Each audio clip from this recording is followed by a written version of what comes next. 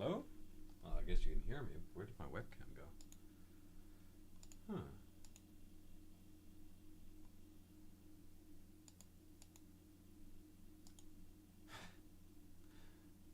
Well, oh, it's just completely gone. Hi, everybody. Welcome to the fourth and final installment of 3D Bootcamp by CADA Trumax. Today we're going to be texturing a sword. Sorry for the 2 minutes delay.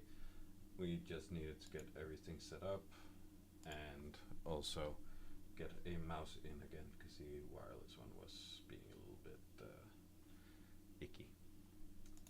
So, with that in mind, say hello in the chat, tell me where you're from,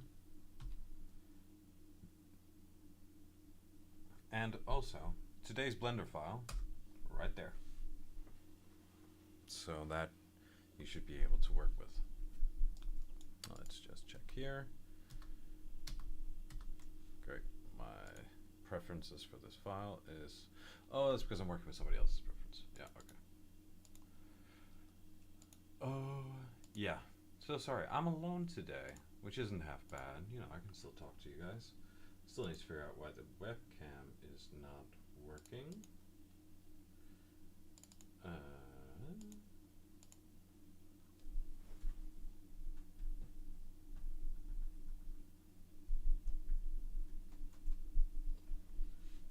But yeah, let me just,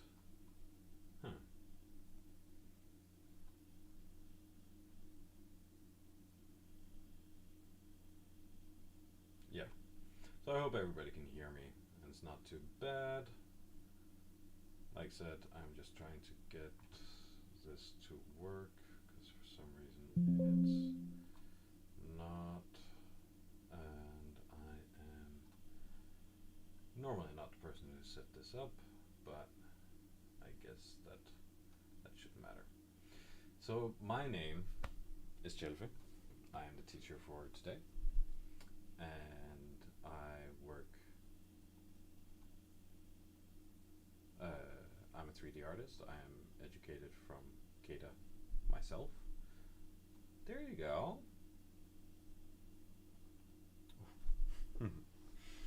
I'm educated from CADA myself and have been working as both a teacher and researcher here for CADA. I've done I'm a technical artist and a miniature sculptor. I've been 2 years as a miniature sculptor. I've been a lead Unreal artist at a company called Copenhagen Rig, and recently I've been doing a bit of commercial work just for fun mostly. So yeah, a few weeks ago when we were doing modeling, so 2 weeks ago, we did the Dragon Slayer sword from Berserk, and today we will continue on working with said sword. We're going to be using Blender's native, native painting tool, and work with the limitations that has, and get as best a result we can. We're also going to go in a little bit into shading, because texturing and shading are not the same thing. They are a part of it, but a little bit separate. So, load up the file I've given you, and then, yeah, we should start. Yeah, there's a WeTransfer link in the chat. Can I pin that? I cannot.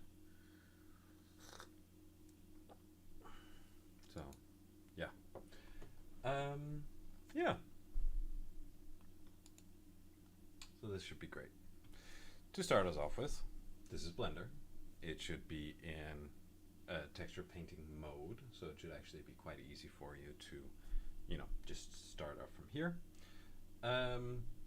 Just in case you weren't here in some of the first weeks, then right now we're just going to go over the quick navigations and how to figure out and come around inside of Blender. So by default we use middle mouse button, and this will allow us to rotate or orbit our object in 3D space. If you hold Shift and middle mouse button, you can pan, so you move it around. Control middle mouse button, you can zoom in. And this is a very nice zoom in because it zooms in smoothly, while if you do it with the scroll wheel and just scroll back and forth, it's going to do it in steps, and that's going to be a little bit jarring sometimes. But yeah, so today we're going to be working with hand painting some metal, a sword. What we're going to be trying to focus here on is something called non-metallic metals, or NMM. And this is an attempt to copy the way light bounces and works on metal into a 2D and a digital piece of work. So, before we start, of course we have a completely pink sword. We'll get to that in a second, don't worry. We have to decide, like, where does our light source come from? So you can see on this, like, shiny highlight of the sword itself, it is, like, there's a light source in our scene. But that light source is the environment light source and is actually sort of kind of projected from our viewpoint. Which ain't great. That's not really what we want. Right? Need to make sure I'm in frame here.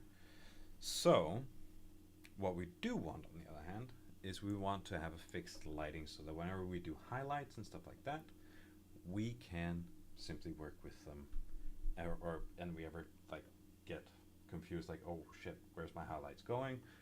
Are these correct? Where, like, what is happening, right? Then we can always refer back to our point that we made, that we know this is our this is our light source. This is where our light is coming from. So we can go over here and you can see you have this little annotate, or it's the grease pencil. And you can draw a little boop, sun, and say this is our light source. You can see it's actually coming a little bit from the back, but that's fine because mostly we'll be painting from this angle. It's also on top of everything, so every now and again it might, you know, be a little bit annoying. Just go in here, find the eraser, you can erase some of it. But it's very nice to just have this little thing here going, hey, here's a light. We should definitely be referencing this when we texture paint. So, we then need to start being able to texture paint. As you can see here, I can't do anything. Well, that's because we don't have a texture on it yet. In 3D, we work with something called textures, and we work with something called shaders, or materials. But materials are just shaders by a different name, really. Textures are the 2D images you apply to a material. That's your color most of the time, or your base color, your diffuse, your albedo, all these different things. And when you apply those, they're going to start, or they're going to affect the model in what color it has. But you might need to do some other tweaking to get the rest of the sword to behave, or the sword or the object to behave the way you want it to behave in color, right? So, we're going to start off by doing a texture, and then we're going to do a, what's it called? We're going to do a little bit of shading work at the end of it, all right? So I'm going to go into my right hand or left hand tab here. This is my image editor, painting editor, image editor. And you can see here what this is the unwrap. This is the 3D model folded out onto a piece of paper. But there's only one blade. Yes, there is only one blade. So this is meant for computer games. If you have a computer game where you want high, or areas with high detail, right? This is what you do. Because this is both sides of the blade, it's both this one and this one, layered on top of each other. So they're going to have the same texture, but it means that that texture can actually be prettier, which is a really, really good tool to have. There are, of course, other parts that we don't necessarily want to have that same effect on, So the handle down here is just cut down along the middle and then folded out. I actually think that's the middle that's been folded out. As well as the semi-guard thing here is folded out into 3 pieces. It's folded out into the middle one, to the inner beveled round ring, and the outer part here. So, yeah. And we have the little gubbin there, that's here. Same thing applies here. This ring is both the top and the bottom of this one. Works perfectly. And that is just the metal in there. This is our pommel, this big hunk and chunk of metal down here. And this is the bottom of the sword, this part down here. Now that, because most of it's hidden by the guard, and all we have is this little outcropping here, we're not too worried about what that looks like because you won't really see it, right? So, but without further ado, let us start making a texture. So out here in our painting tab, or our image editor tab, you can see up here in the top, we have this little new and open option, and we're going to click new. We're going to name this Dragon Slayer Text. Actually, no, let's be clever about this and follow industry standards. So we'll call this Dragon Slayer underscore. This will technically be a diffuse map, actually. So diffuse, there you go. And then here where it says width and height, you want to keep this square because our unwrap square and everything else is square. But the number here is the amount of pixels you have into it. And it's sort of like you've probably heard games say, oh yeah, now in stunning 4K quality. That 4K quality is most of the time referring to the texture sizes of things. 4K is very big, it's very heavy for a lot of engines to run on, but if you have a very, very important object, you can very easily justify using a 4K texture most of the time. So, if you're doing like a little house plan, something that's not important, use a 512 or a 1K texture. But we're doing the Dragon Slayer today, so let's do a 4K. So, I'm just going to click once on width, like you see here. So I'm not deleting anything, I just have the option to write it. And I'm going to write times, or asterisks. I'm going to do 3. Boop. Well, that gets us to 3K. We actually want it to go one more. So times, so yep, control, no, okay. 1224 times 4. 4K texture. There you go. You can do the same here. And the reason why I'm showing you this instead of just telling you 4096 is because when you start off, 4096 might be hard to remember. That's okay. You really shouldn't feel ashamed of it. And it's just easier to say, well, I have 1K. Well, then I know I need 4K, and I know I want 4K, so I can just times it up with 4, right? It becomes a little bit easier to work with.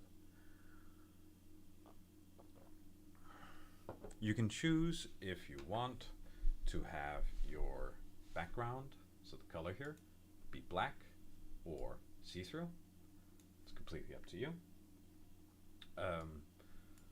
For once, I might actually say go black because the base color of the Dragon Slayer is black, mostly. So, yeah. And don't really care about the alpha. And now we can simply click OK. It'll blast up into our screen, but that's okay. It's just been scaled up a little bit. That's great. Now we have a lot of space, a lot of pixels to work with so that we get a nice and beautiful, what is it called? Nice and beautiful blade.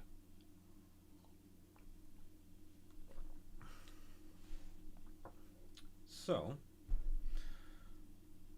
what we're going to do now is we can start painting in on this. But as you can see, it's not currently applying to the model, which it's not great, because we want to be able to see if what we're doing fits with our intended idea, right? So what we need to do first is we need to apply the image to our model, so our texture is applied to our object. So let me just quickly turn off my overlay, boop, and my camera, boop. Out here in the left hand side, you can see my mouse. You should be on this one by default, but out here on the left hand side, right hand side, you can go and you can find this little ball that has checkerboard pattern on it, and this is your material or your shader. Here we're just going to click new. Boop. Come on. Give it a little time to catch up, and we're going to get material. We'll call this Dragon Slayer Matte underscore matte. It's a Dragon Slayer material, right? There you go. And then under where you can see base color, right now that base color is set to white. We don't want it to be white. We want it to be our image, right? So we can click on this little yellow button and find the option called image texture. Now that just means we can load in an image as a texture on our model. There you go. Now it says new or open, but we just created a new one. So we can open this little drop down menu over here, and we can select Dragon Slayer Diffuse. And now whatever we do over here will be applied to our 3D model over here, and vice versa. Now it can be a little heavy sometimes if it does, like you see here, it needs to transfer from the 3D model to the 2D image, or vice versa, it needs to transfer from the 2D image to the 3D image, and it can sometimes take a little. Now, inside our painting tab,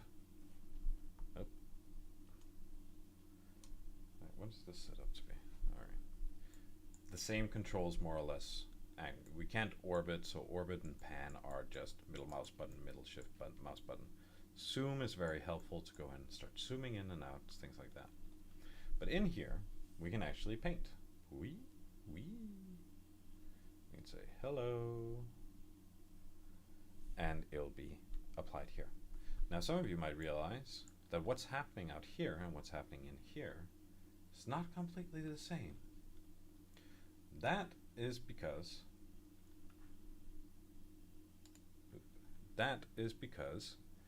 this is stretched.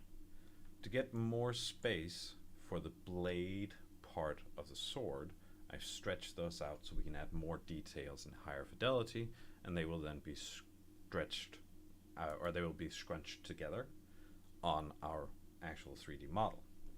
This is using the squashing and stretching of a texture painter to our benefit. Yeah. Now, a few quick and easy things that we can do, or I need to show you.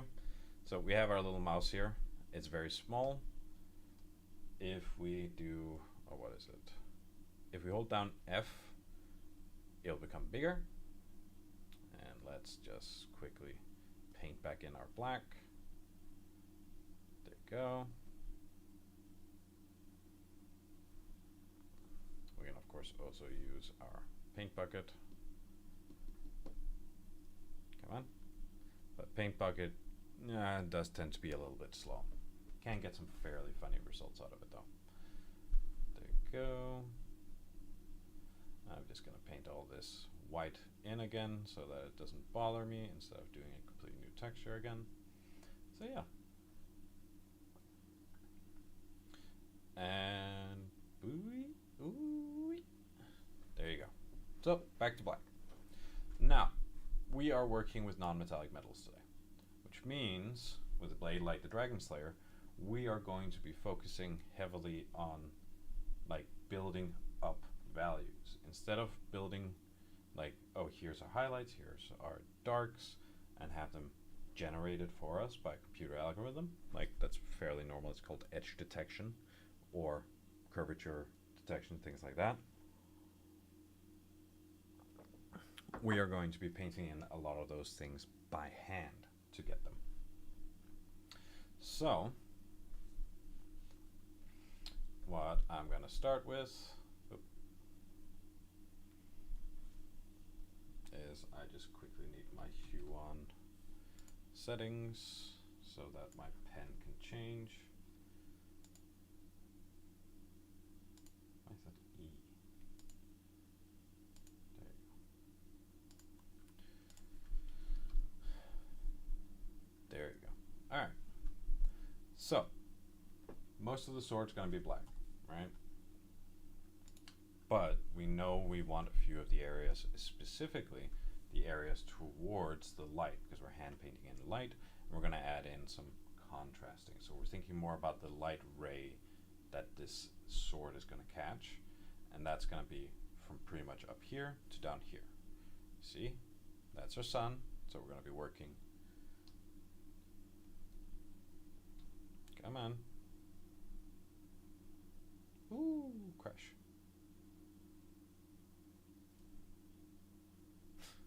Yeah.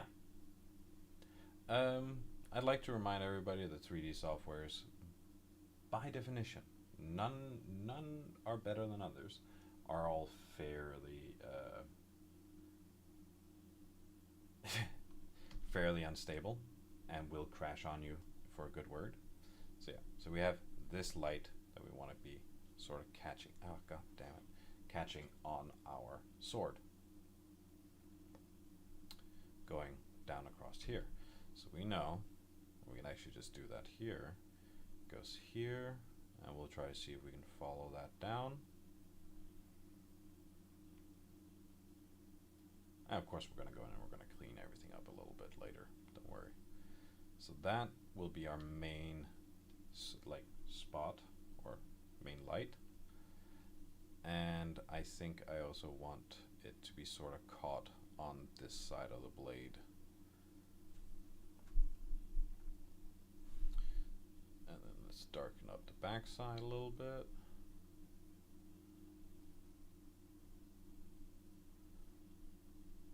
See here?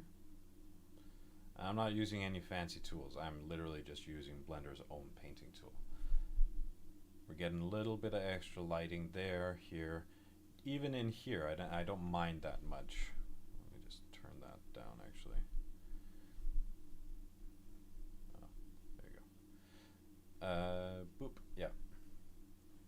I don't mind that too much because that's just going to help us define things a little bit more. It's going to not be as strong. It's not going to receive extreme highlights, things like that. It's just going to receive fairly, it's just going to receive a little bit of love, a little bit of highlight, and just to get it going. Our main highlight will be focusing down here. I'm going to remove the middle part of this because this is where we're going to do a lot of our detail work, a lot of our freehand stuff. So I'd rather not have that be like that. If you want to see how your model looks like with the shader turned on, you can go up here and say viewport shading, and this gives you a more not realistic, but it gives you a more true version of said shader.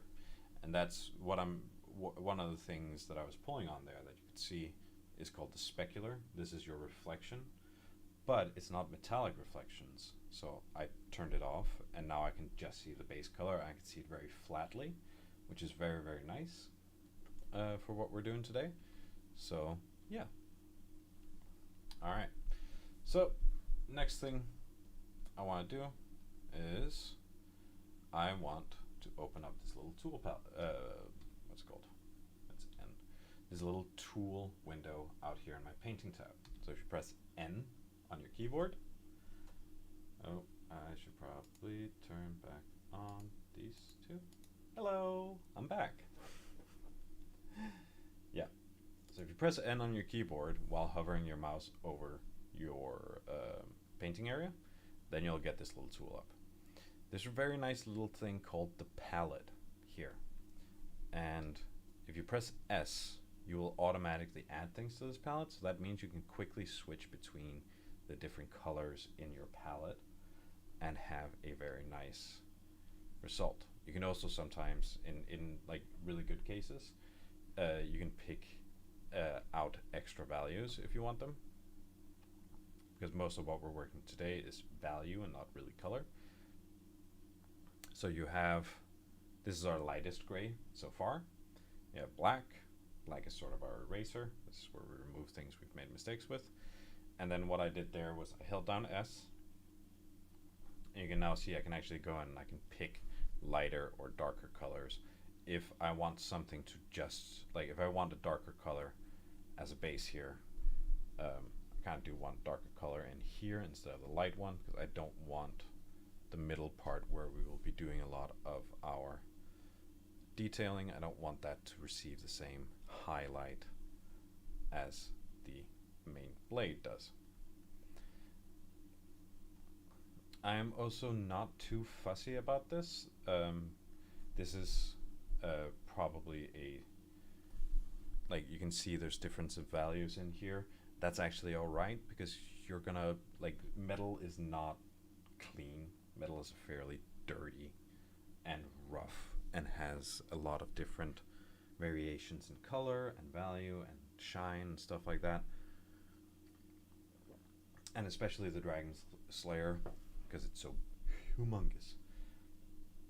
So it's okay to have different sets of values on your sword. Oop.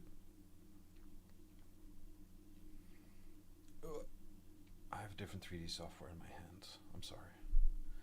And yeah, so I'm just gonna go around. I'm just gonna give it a little bit of loving here and there. Maybe tighten up some places, because like you want, and we will be working like on the edge of the sword, because we do want that to be like have an extreme highlight of a whitish color, and we do want sort of the rest of it to sort of build up to that. I'm working fairly softly. If you're working with a mouse, by the way, because I'm working with a tablet, a drawing tablet, as you can see here, what you want to be doing is you want to be working with your strength slider up here, because that allows you to change like how strong the color you're painting in is going to be. So, and that's just wonderful to be able to like very, very precisely control that, especially when you need it to be a specific thing. I think I want the middle darker than this. I'm probably even going to go darker than that further down, but let's see. Yeah.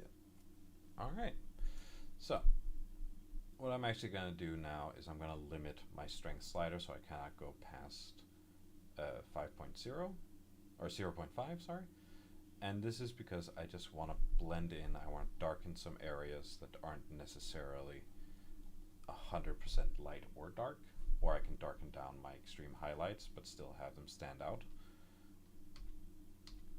Like this already has a very painterly, if that word means anything to you.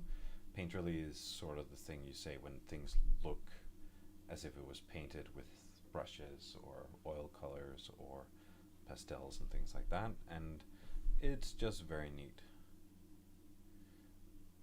And I don't know if you've seen it, like I'm being fairly, like not random per se, but I'm being a little bit rough with a lot of my movements, and that's so that I get more natural feeling to it. And that's more of a beginner's tip, not a, oh, you're a professional, you should be doing this better. It's more like when you're beginning off, a lot of the randomness, a lot of the human errors can actually add a lot to your textures, especially if you're doing hand-painted textures, that computer-generated things can also give you, but it will look better if you do hand-painted.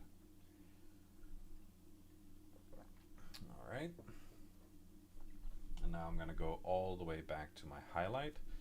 I'm going to make a cleaner highlight later, but this is just, you know, my basic strong highlight. I'm just going to start catching the edge here and do some edge highlighting of the blade. And up there. course I have empty space outside of my texture, so if I draw anything out here, it won't show up on any of my model, because all these white outlines, that's the parts of the model that will receive color.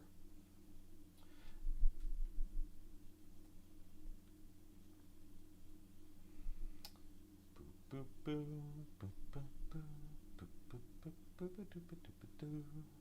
you go. So now you can see the whole edge out here of the sword has been highlighted. Like, it has that little extra highlight that's just marking it as this is a sharp edge. Now with the same highlight, because this is not our extreme highlight, this is just a mid-tone more or less actually, we can actually go in here and we can just give this line right here a little lovin'. That's a little bit bigger than I expected it to be on the stretching, but you know what? We can work with that. And on the other side, because these are also sharp angles, and we do also want them to read as sharp angles. So, so we need to go in and we need to paint them. That's a little bit too big, so I'm just gonna go in and I'm gonna redo some of the darker bits so that it becomes smaller, tighter, as well as when it's smaller and tighter, it stands more out because it's it has more contrast. Oop. And there we go. So I can really go in, and you can nitpick a lot of the time. Like, nitpicking isn't bad. It's just, you know, it's the point where a lot of people sort of lose patience with texturing, and it's kind of sad because it's really fun. When you start going into the detailing work, I know a lot of texture artists, and also like if you go into other things like sculpting, then a lot of them prefer doing the base outlines of stuff and things like that, and I really like doing details. So yeah, so just gonna tighten these up just a little bit, be a little bit dirty with it.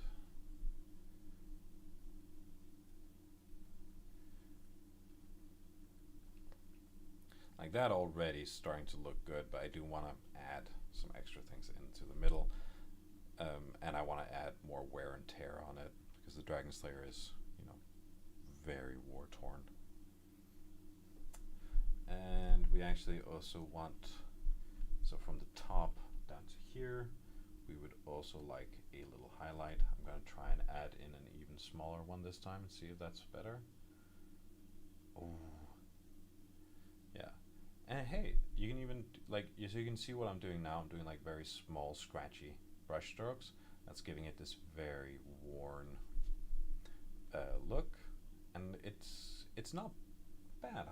Yeah, it does look cool. Aerosip, that's right, it does look cool.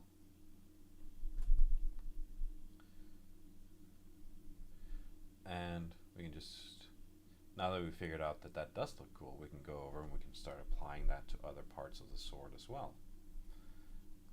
See, we're getting that nice scratchiness, and this is going to start reading like wear and tear. And if this was like a wrought iron sword, if this was just black metal,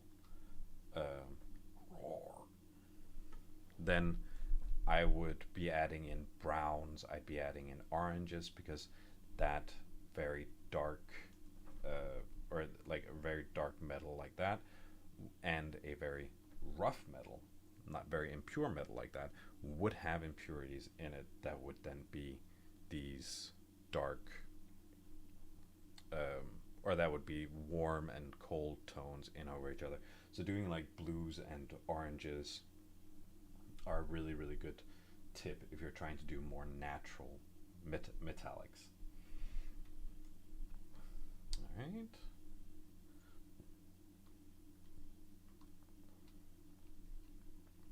And you can see like a lot of this is still fairly rough. These are still like just me spotching in paints, but just because these lines right here are so fine, it gives the illusion of detail that the rest of it is actually also going to start reading as more detailed. Of course, now if you're going to start scrutinying and I'm pointing it out, it's going to be a lot easier to see.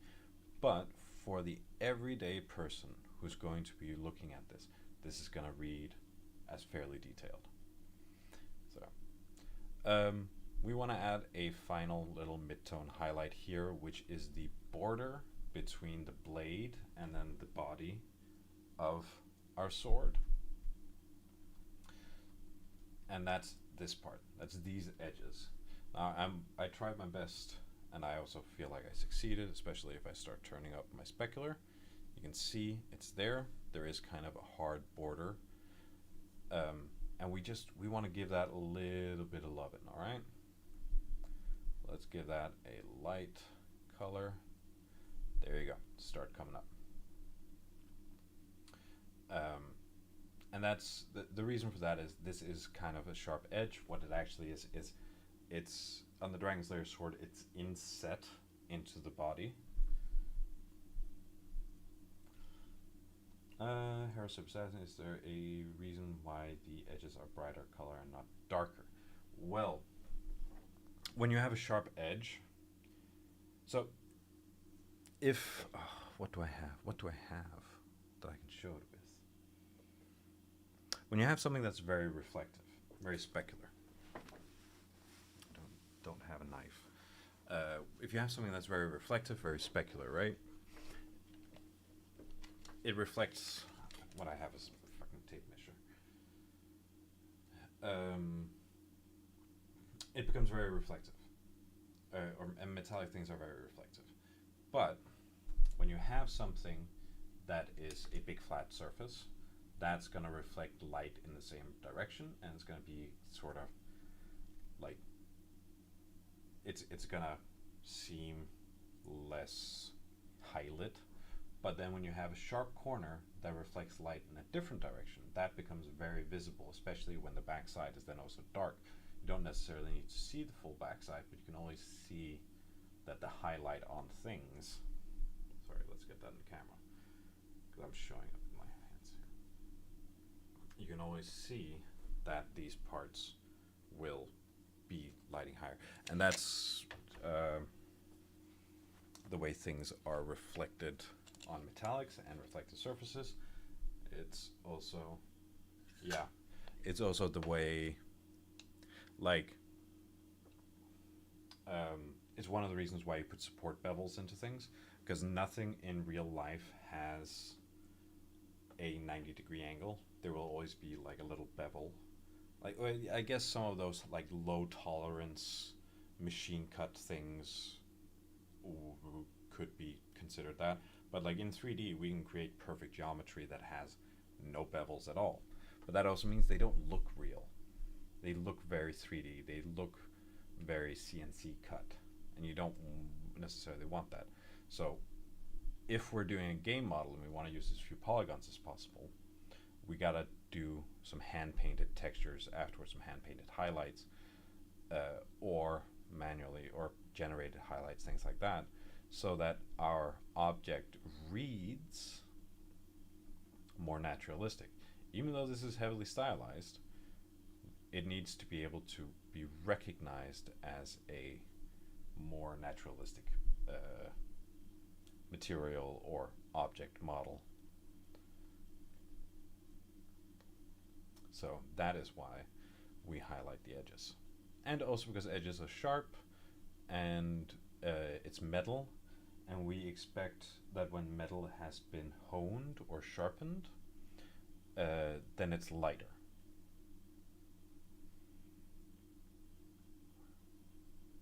So it's a visual shorthand that you can use to make your life as a texture artist easier.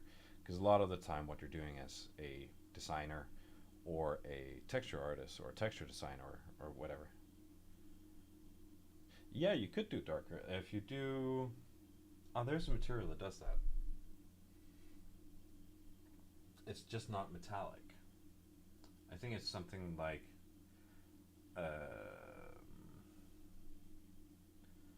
there's like a rock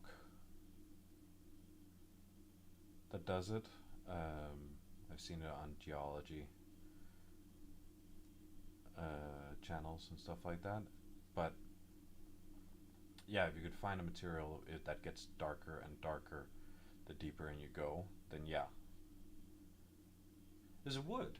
It's a wood. It's not. It's like ebony or ironwood or something like that, um, where the wood that is oxidized, so the thing that is closest to air, actually becomes lighter, while when you get into the fresher wood, it's darker.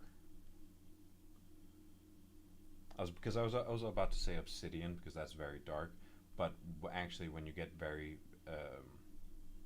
like thin pieces of obsidian, you can see light shining through it, and then you'll see that most obsidian, even though it looks black, is like a brown orange color.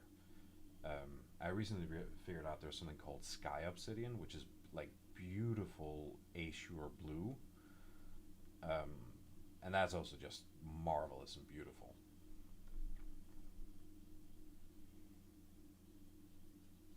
And yeah, it's also if you're a texture artist, you gotta jump on, like, you gotta start studying materials and like what do things look like and what does metal look like. What is the difference between iron, steel, and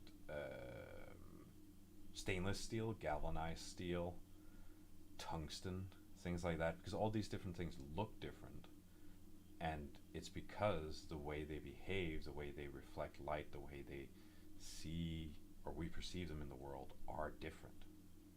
So we got to know those as texture artists. I like to say, like, if you go back to like fundamentals of art, one of the fundamentals is like anatomy. I say anatomy is important for that because rock has anatomy. It's like, what, rocks are not, don't have anatomy. Yeah, but the structure of like the crystalline structure of rocks and how they're formed is their anatomy. It's not necessarily the way we like to say anatomy for biological creatures, but it's the anatomy of a rock. And knowing that those crystallines form can look one way or another can really help recreating them, both as stylized or not. Like if you're doing lapis lazuli versus cobalt, both of them are a beautiful dark blue, but it's not just the blue that makes it that thing. Like if you do cobalt, it's very matte, not cobalt metal, but like the cobalt rock. It gets very, very matte and it's almost dusty, while lapis lazuli is grainy. And that then starts sounding really weird when I explain it, but like lapis lazuli is a bunch of small crystals that will reflect light in different directions, and therefore it looks grainy. It's like a really, really nice granite rock will also reflect light in different ways, even though it's just quartz crystals mixed with impurities that then create the surface texture and things like that. And those, that type of deep um, introspection on materials is really, really important as a texture artist, because if you start understanding the way these things look, you then also start to understand, how do I transfer this look into something else? How does Minecraft manage to make lapis lazuli with pixel art not just look like what are they called? Sapphires? Because it could just be a sapphire, right? It's crystalline structure. It's a sapphire, right? No, it's lapis lazuli because it's a little less. It's more dense and it's less see-through.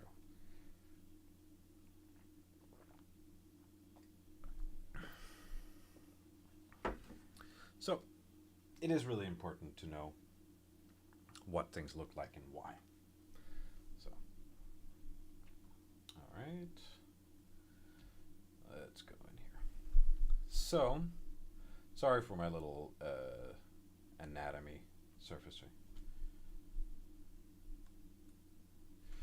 Is there a proper way of learning, proper method of learning about materials for artists, or is it just observation?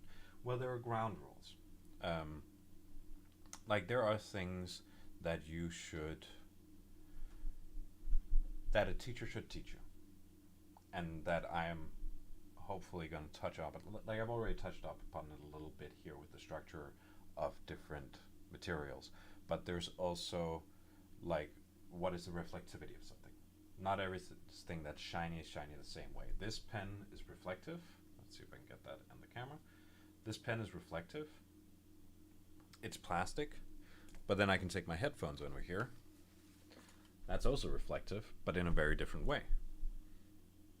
They're shiny in different ways, even though they're both plastic. Oh, well, they're different type of plastics. Yes, but both plastics could look like the same thing, but it depends on how you shade them. I'm just seeing a little, yeah.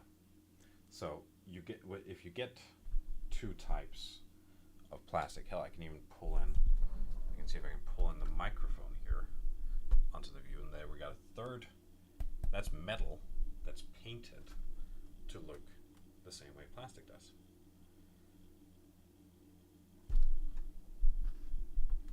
There you go. And a lot of it is, like actually you're saying, is observation, but it's also knowing what it is you're observing. Like, if you see something in the wild that is cool and you're like, oh, I wonder what that is, go over and tap on it. Like, I can tap on this and know it's plastic.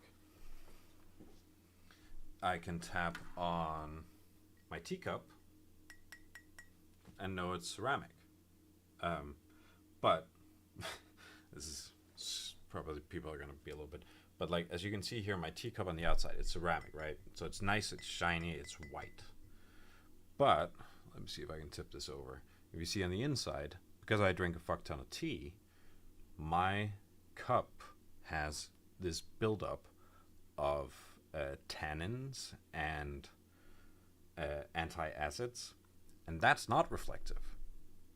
So what you have on the inside here is a reflective surface that is covered in a coat of non-reflective things. So if you want to make something like this, you have to first do the white, and you have to do the reflective, and then you need to coat on top of that. So it's also about layering, which we don't have access to, sadly. There's also things as knowing, like, metallic and specular are different. Specular is just one-to-one reflection. If I do a specular highlight, that means if something's 100% specular, it's I can't even say a mirror because that's metallic. But a specular reflection would be a reflection that is reflected back at you without any deviation in color, or, well, you can warp it a little bit, but like without any deviation in color. Metallic is interesting because that will tint the reflection as well. And that is like the main difference. And I've seen a lot of people being very confused and will like use specular and metallic interchangeably. Game engines are really like horrendous for this because they use them interchangeably all the time. Some of them actually, like if you go into Unreal Engine loves metallic maps. But not everything's metallic. And if you give something that's supposed to be specular, like everything has specularity in it. You're specular, like your skin is specular. The way it reflects, that's specularity, not metallicness. But if you've ever seen a game made in Unreal Engine and like the an NPC or something like that looks wet, that's because they're using metallic maps for it instead of specular maps. And it is actually like it's probably not a problem, but I think it's a problem. I think it's sad that we go, oh yeah, our normal maps work the best if we use metallic, so that's what we're gonna do. It's like, why don't you do a little bit of extra work and get it to actually look properly? Because that would be better, right? That would be more awesome for everybody involved.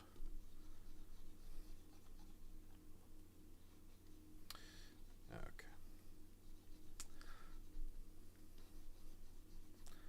Let's get this darkness in here in the center, also just to create a little bit of extra contrast. And yeah. almost an hour, and we're pretty much done with our mid and dark tones. That's fast. Yeah. So, yeah. And we've only done the blade. Look at all these other things we need to do. Alright, so let's just quickly brush through the other things. So this should be the top. We'll just do like this. Oh, do want that strength to be 100 so that this becomes really, yeah, that's right. So let's do half of it. As you can see, the top half here actually corresponds to the direction of the sun. So we're going to do half of it in light, and the other half is actually going to be allowed to stay black. And then we can work up through our midtones, so our lighter to lighter, lighter colors. So we got black, we got our mid black, we got our midtone, we got our light midtone. And you can start building them up, and that's going to build this gradient up down here on the guard. Dook, dook, dook, dook. And then we can go in and we can actually add like a super highlighted one, though I'm going to turn down my strength because I do want that to be kind of, nope, that's not where I want it. I do want this to be kind of soft, so I can go in there and get that. So that becomes like a very soft highlight, and we can go in, we can actually add even more with an even smaller brush. And that then starts to look, it looks like polished metal, I'll give you that, but it starts to look like metal. Now I do want to add that to my palette so that I have it again. And then I want this to be our mid, or our light mid-tone.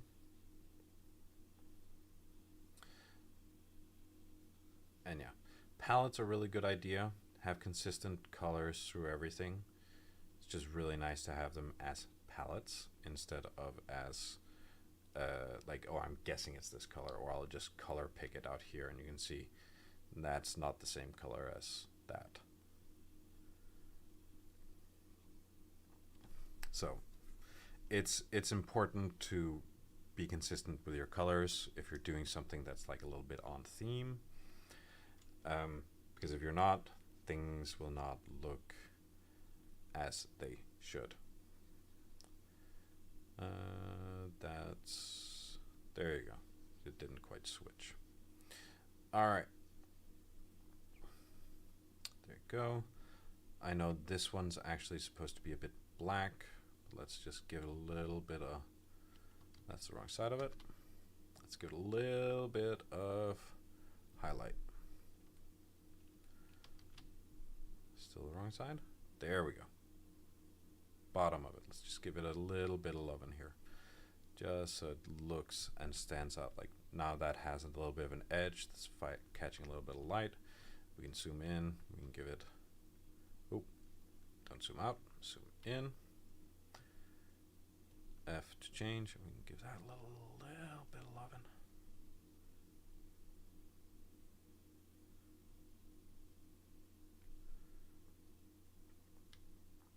And that one's also warped, but don't worry, we can fix that in a second. Oh, that one's mirrored. Let's do, no, that's too light. Let's do like,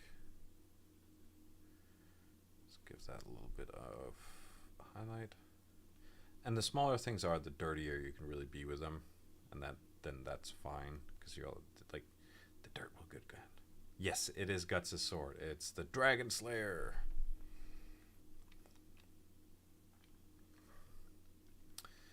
Boom, boom, boom. I'm gonna leave that black. It's the underside there. That's fine. I do want the pommel to have a metallic color, so we're just gonna color that in with the darkest metallic to start, or darkest gray. Now we're gonna start working up some value here. I think that's the right side. It is. I do want it to be a little bit wider. Let's go here. There you go. And then let's go for an even lighter one just to get it. Ooh, too much, too much, too much, too much, way too much. There you go. So now we get that like dark gray or black again to dark gray to lighter gray to complete light gray. There you go. I don't know if I center here like this. Whenever this is drawn, it's drawn with an extreme high contrast to the parts around it. So I don't know if I like it as like this white color. I think I might want it a bit darker, but then again, there we go. I actually don't like that. Let's go there and let's paint that in. But that's always something, like we can go in with an extremely low strength and go, this whole part, because we know this is the inset there, it's too light, let's darken it down. And we'll darken it down gradually, we'll darken it down very slowly.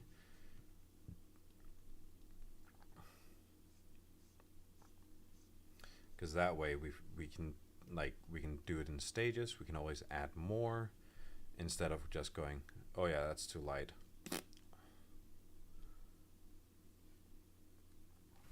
That's not what we want. We want to fiddle with it, right? We want it to be a little bit back and forth, like how light do we want this? How dark do we want this? Because that's getting to a point where it still has more light in it than the rest of the pommel, but it fits more in because it's now that darker, grittier tone.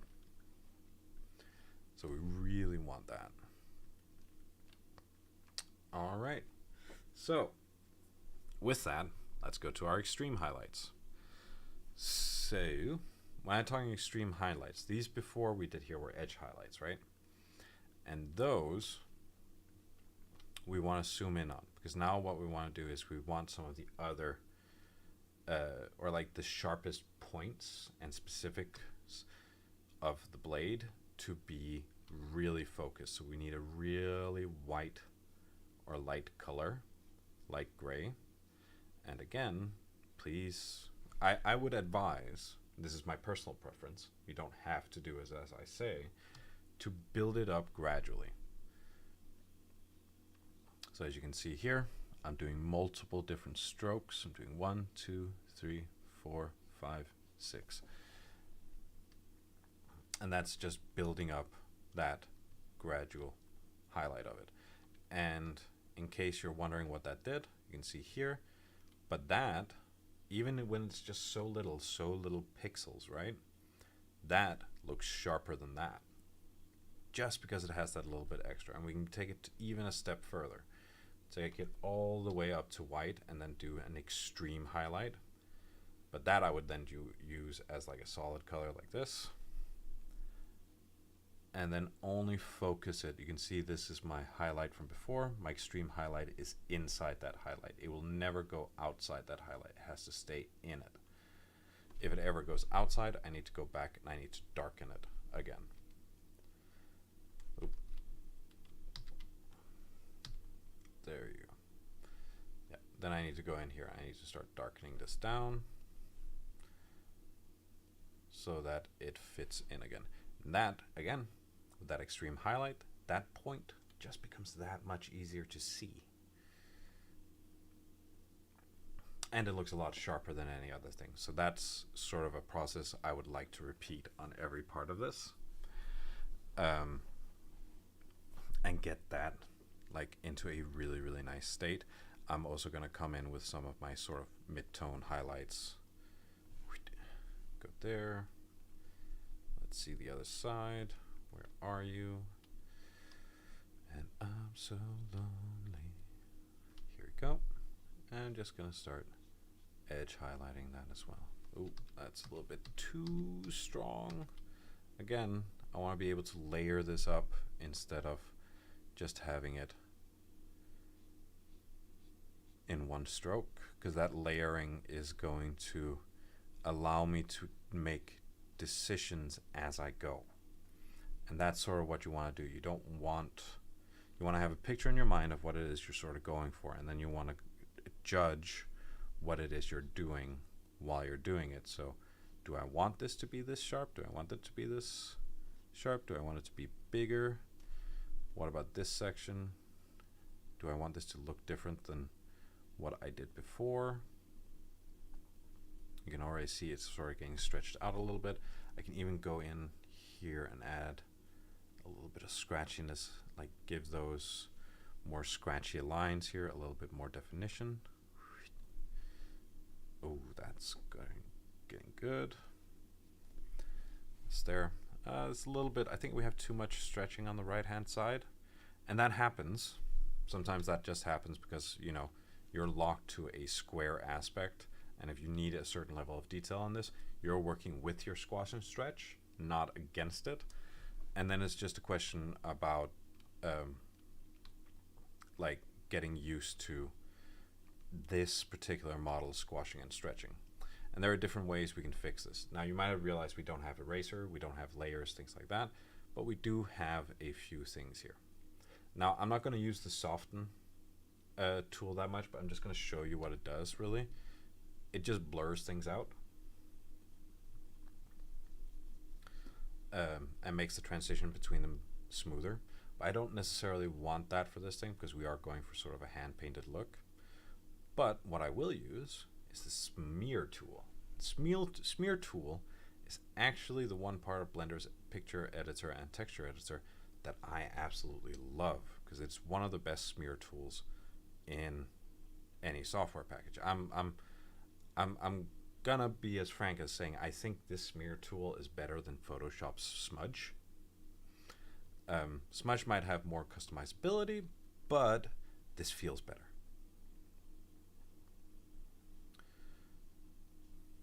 And I appreciate the feel of a good tool. That sounded, don't quote me on that. And it also, like, one of the things I can really use the smear tool for is I can tighten things up. I would do that on the texture map more than on the 3D model, but I can start to like tighten these shapes up a lot more. I can also even draw a little bit with it, or if I'm like, oh, I want a little more like this, and then I can like just tighten this up and draw it down, things like that. It's just, it's really nice. It works really, really well. But you see now, these 2 points, because they have those highlights on them, this one's still missing its extreme highlight, so we will be making that again. Boop, all the way to white.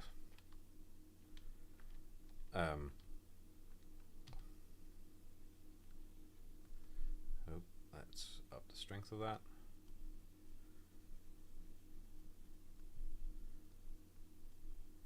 There you go.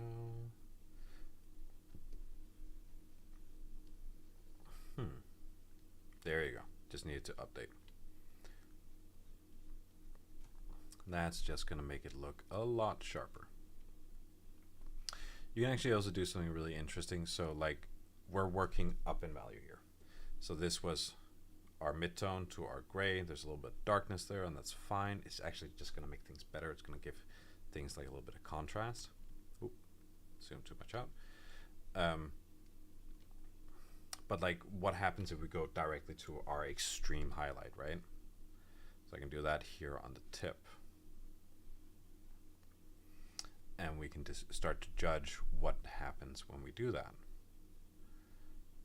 Well,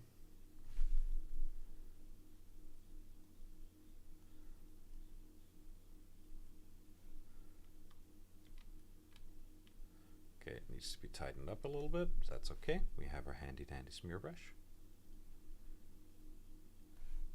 Actually, let's use it in here. Let's get it up and tight for there. And smear it out a little bit at the bottom probably.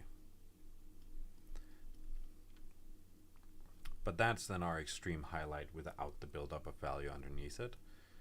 And like this isn't me being sloppy. I haven't done anything different up here than I have done here. But because we don't have that buildup of value to our extreme highlight, that now looks weird, right? So I can go back, paint over everything so that we are back to our mid-tone.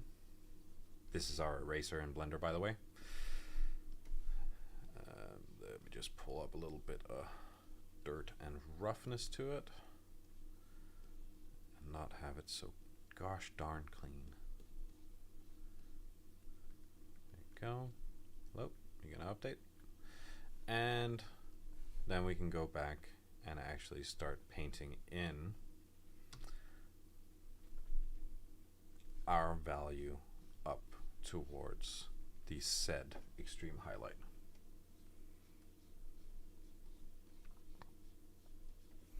And what you're always doing in this is you're continually working with values and the build-up of said values. It's like if you've ever tried to paint things in real life, you're building up and if you try to use like things like washes or glazes, you're building up slow values over time, letting each layer dry. Now, we have the luxury of not having to have our paint layer dry here, but you're building up that value on top of it to get a very, very nice, smooth result. Watercolors is also a brilliant one. Because now that is starting to look a lot better. Because now we have that gradual build up to it that makes those edges look extremely sharp. Now, a cool and fun thing to do, we could actually also just not an extreme highlight, but we could add like a little bit of extra in here just to make those stand out. I'm fairly like that starts to look really, really good.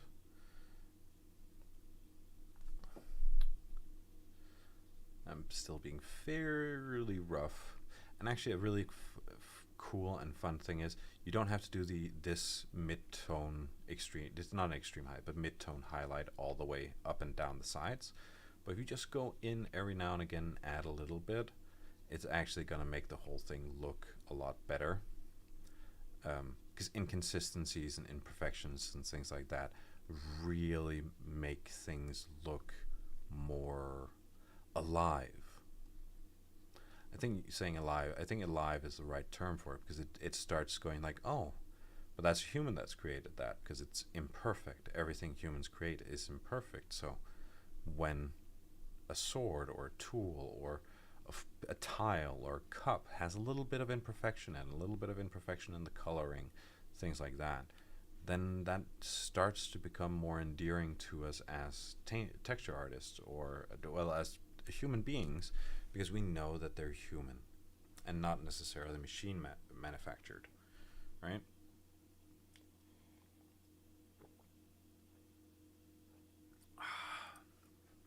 Tea. So, we have this big black surface here in the middle. If I remember correctly from the Dragon Slayer,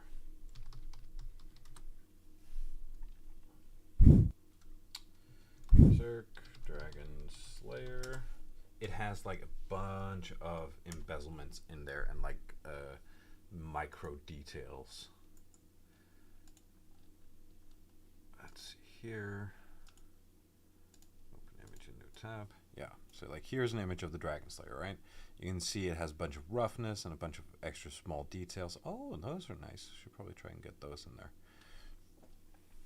And you could, and like if you really want to sit and spend hours and hours on this, you'll have an absolutely amazing result. You could go in, you could start adding, oh, thank you, there you go. You could start adding set details in. Now, because this is Kentaro Miura's style, it would be like hatches like this, and then going like this, and then doing that for the whole surface. But like really, you have to keep them small, which is a little, like it's a little bit of a pain in the ass, but a lot of good things would come out of doing that. So I'm just going to do a quick example of what you could do here. We're not going to have time for me to do everything, sadly. I wish we could, but yeah.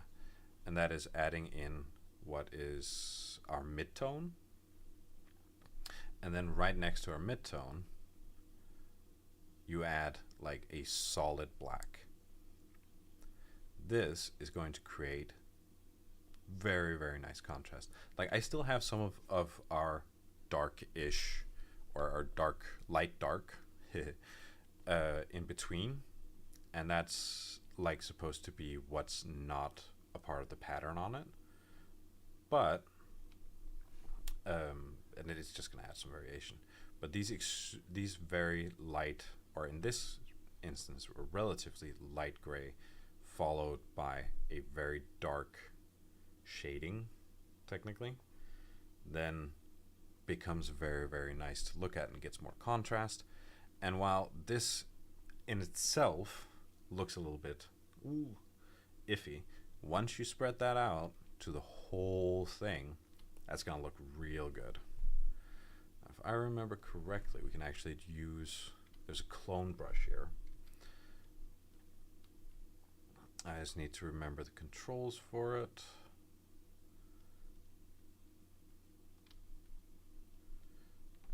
It's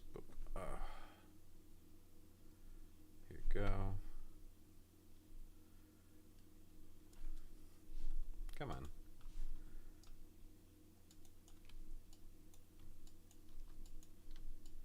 Oh, I so rarely use the clone brush in Blender.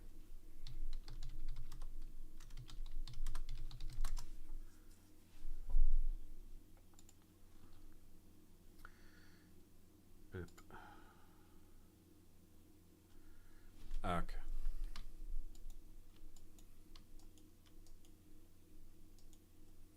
Come on.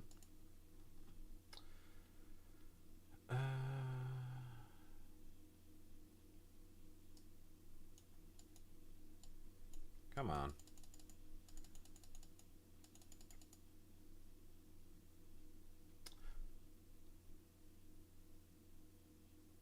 Okay.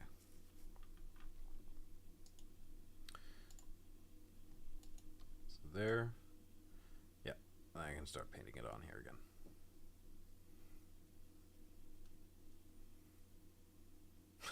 Yeah. All right. So on 3D, for some reason it doesn't.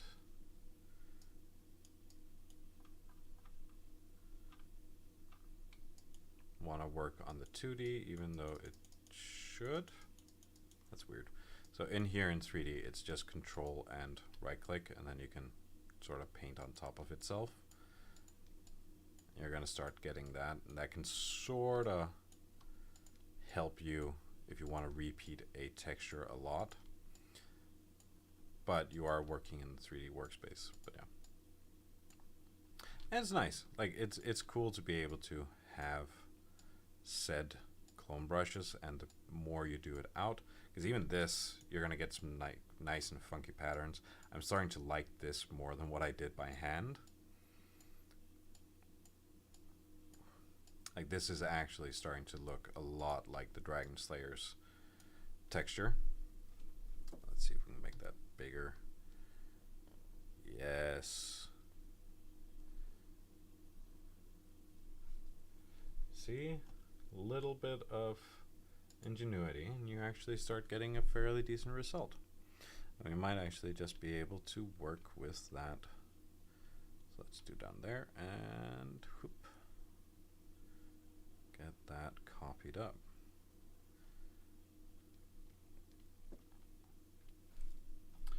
And like, we don't necessarily need to do super detailing. Like this is still just hand painting shit.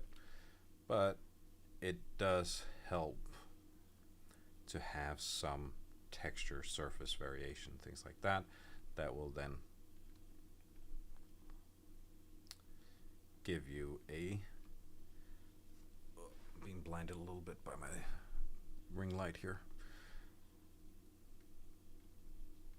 There you go.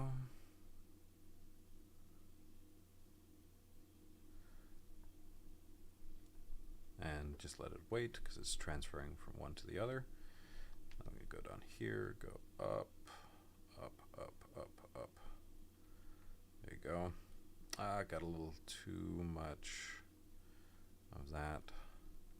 that's some of the blade that's actually bleeding over into the middle part here, and that's not what we want. So let's get that back there. Let's just reclaim this space so it's not horrible, and that should, there we go. Now we should be able to start, or to almost finish this really.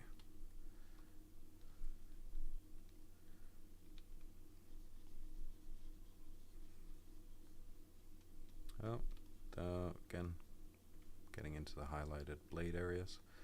And that gives us like the detail. It doesn't need, even if you don't necessarily see it, like it is visible there.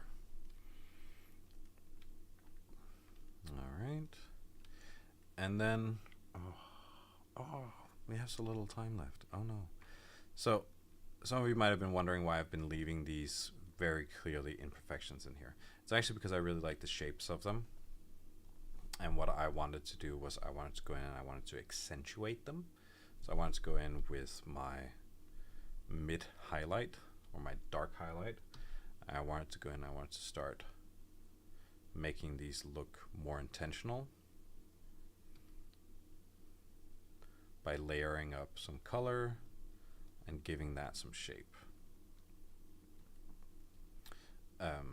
So it starts looking a lot more intentional, and you could do that in different ways. You could do it to make it look like hammer marks. Like if you want a really, really rough one, you could do a very dark center here. Like what I did was I outlined a little like light thing, and now I'm just painting that in with darkness because I want that to be darker. Let's go up in strength, please. But the side here is material that's been like pushed out and up. So I want to highlight that as much as possible. But I don't want it to be like highlight like an edge. I more want it to be like highlight as a little metallic issue, or like little metallic imperfection. So what I can go in and do, I can just add a little bit of highlight to it. And then I'm just going to start adding in some texture. And these textures are little more than dots or streaks that are all radiating, except that one, towards the center of this. So that makes it look like an impact, especially when you start looking at it from further away. That's weird. Why are you... Okay, there we go. Yeah. Especially if you look at it from further away, it's going to start looking like an impact. And if you start studying weapons and materials for computer games or movies, you'll realize that there are areas like this that are sort of like, they're not really detailed, but there's the hint of detail, and then the hint is enough to communicate the idea.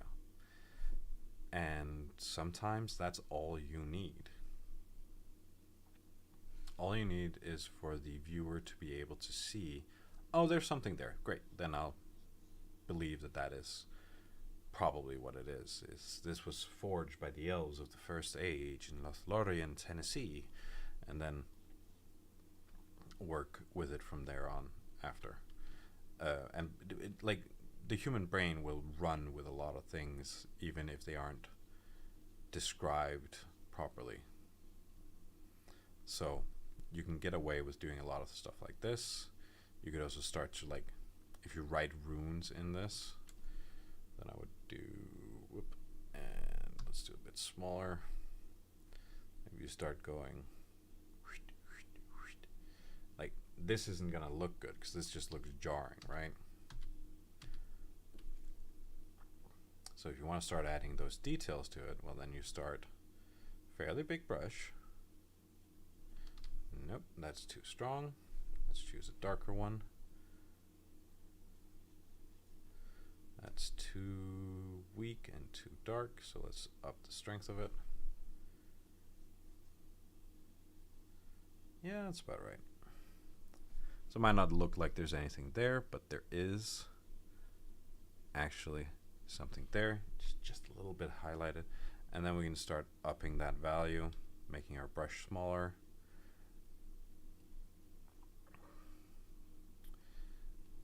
And again, until we actually have something that's been built up and it looks like there's different layers to it. It's not just stark built into each other. And that, even when you start to zoom out, you might not realize that there's extra layers next to it of gradient towards it, but it does help the thing feel like it's part of what's going on here. And then you can go in and you can add extra little bits and bobbins going like, I do actually want a little bit of this texture going through it. So let's just add some of that back into it. So yeah. And that's, yeah. And this is pretty much hand painting texturing 101. Like, that's what you do. Oh, we didn't make, oh well. That's fine. All right. So I said I wanted to get into a little bit of shading, but I got sort of carried away with some of the questions and talking about materials and shaders and stuff like that. So I think we should just quickly look over our material. So what we have over here is a shader called the Principled BSDF. That's Blender's standard one. Every software has their own one. So yeah. With that said, they all pretty much work in the same method, but they have different ways of tweaking and inputting and outputting and stuff like that. Now, we have a sword, which means we want it to be metallic. And as you can see here, it gets sort of darker when we get metallic. But, hey, there you go. What it also gets is this very, very metallic reflection. And because we've been painting in black and white, maybe. Because we've been painting in black and white, we could actually, in theory,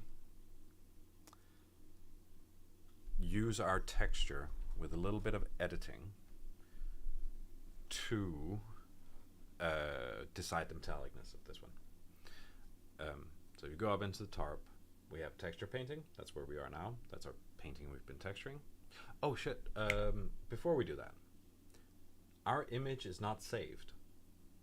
Like the image here is not saved. This is not, this image is digital. Yes, of course it's digital, but it's like, it's cached. It's not actually an image. It has not been written to your disk. So go up into image and say save. It's gonna prompt you, okay, where do you want to save this? Diffuse. Now this image is no longer in Blender's memory. It's an image you can just go and find in your downloads folder. There you go. Dragon Slayer diffuse. And if I can open that up, there's the image. That's my texture. That's what I've been painting on, right? Well, so go into the top, into shading, and this is our Principled BSDF. It's the same thing that we had out here. But now we can see what's going on. And we can see we have our Dragon Slayer diffuse here. That's our texture we just painted.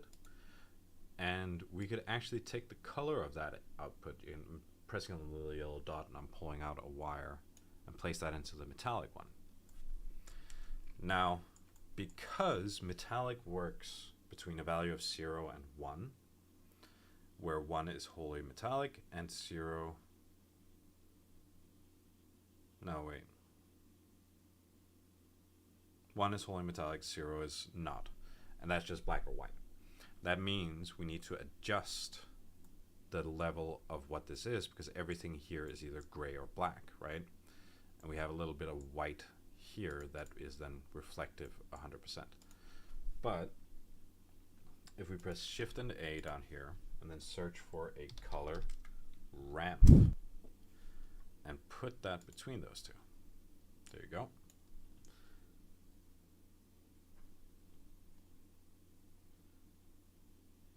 What happened? Oh, there's a hotkey setup I am not aware of. Now we can start adjusting this a lot more.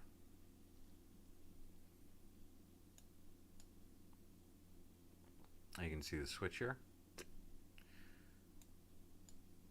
And what we want to do is we actually want to create, like, we don't want black and white, we want two grays so that they're more unified, but there's still variation in the surface. And this will then reflect light a lot better and more metallic wise than it would before. Let me turn, yeah, you see here, get this very chrome look. We also have something called roughness here, which my old colleague here at CADA and I had a discussion about if roughness exists or not. The way 3D graphics calculates roughness does not exist, but roughness apparently does exist, as I was explained by a quantum physicist, which is really cool. It's just micro variations in surfaces that capture light. So when we turn the roughness completely down, we then get chrome, but it's a chrome we can then control because we have control over our metallic, right? So if I turn this one to black, boop, let's turn that one to white, then we can start playing more with how does this metallic then look, right? If I turn my white down, I'm gonna get more chrome. If I turn it up, it's gonna get more shady, it's gonna look more, yeah, it's gonna look more darkish and muddy. And that's really, really cool because this means it's gonna behave more like metal does as reflecting. The thing is then you need something for metal to reflect, or it's just gonna turn black a lot of the time, which is kind of sad.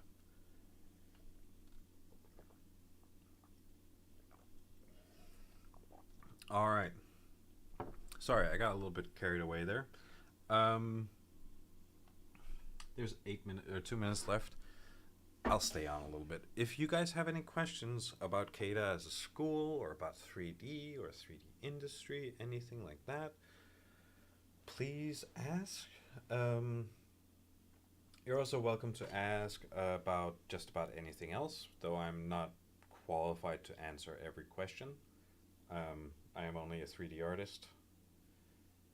I have been a sailor, I have been a graveyard keeper, so I have a little bit of life experience, but that's before I became a 3D artist. Yeah, ask away any questions, and if you don't have any questions, just thank you for joining me, and Merry Christmas. Or Kwanzaa, or Hanukkah, or whatever you really, whatever you celebrate in your part of the world. We wish you the best from CADA, and we'll be here next year with hopefully the amazing Emily Cosgrove will be back with you with her regular chatty self to absolutely brighten your days. So, yeah, well, no other questions? Yeah, I'm just gonna let the stream catch up.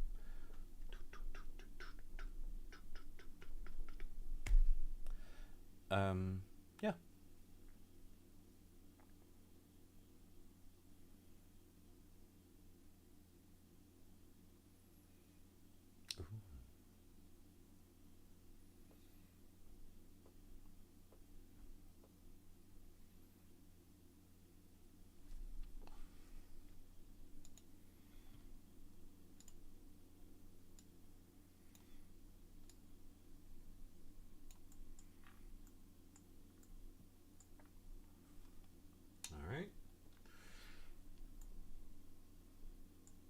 Yeah, I'd go and I'd add more. Like, we also need to do edge highlights. This is sort of the thing, like, hand painting textures does take a while. It's no art form, it's a skill. But also, like, putting in those hours will really do a lot of work for you. You can save a shit model with great textures. You can't save, and you can ruin a great model with shit textures. So that's something you gotta, like, consider and focus on, stuff like that. Yeah, well, if if you got no other questions, then I will thank you for today, and I will see you at some point probably. So yeah, thank you and bye bye.